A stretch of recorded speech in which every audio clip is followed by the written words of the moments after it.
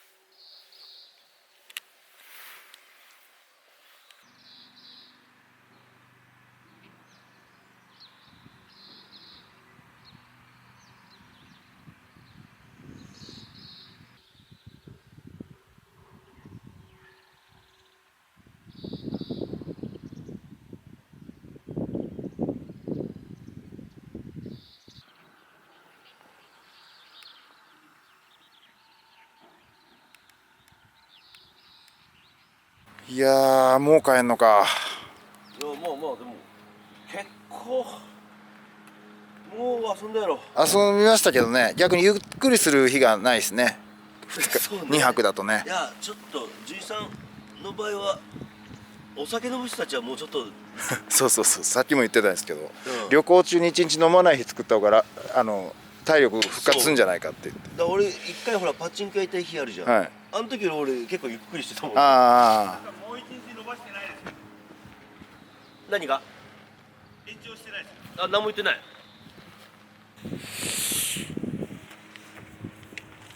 ジェットコースターの道走って北海道旅終了ですね。いいな、もう一泊ここ。いや、ちょっと今から帰るのはちょっときついねいや、きついわまあでも船の中で爆睡できるんで、また俺ジェットコースター行こうと思ったけど、はい、もうなんか寝起きでやめるぐらいの、そうっすよね。 1,2 時間も嫌がってるんだからもう電子音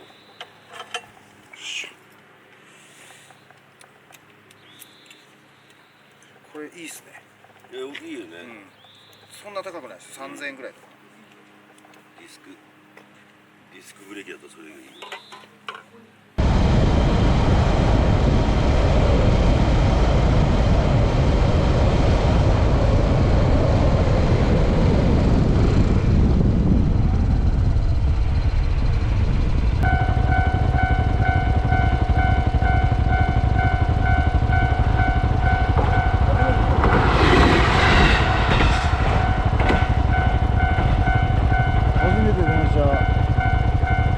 初めて電車見た。もう一台来んの？あ、違うか。ここターの道っていうね。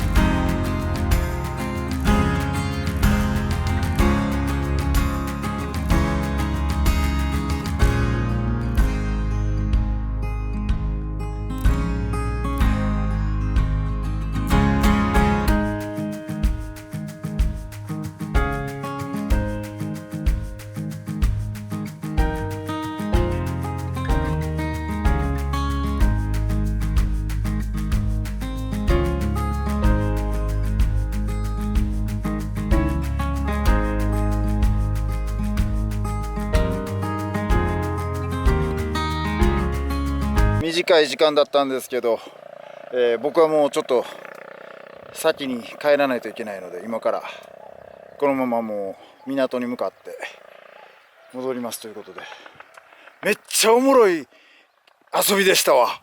また来ます。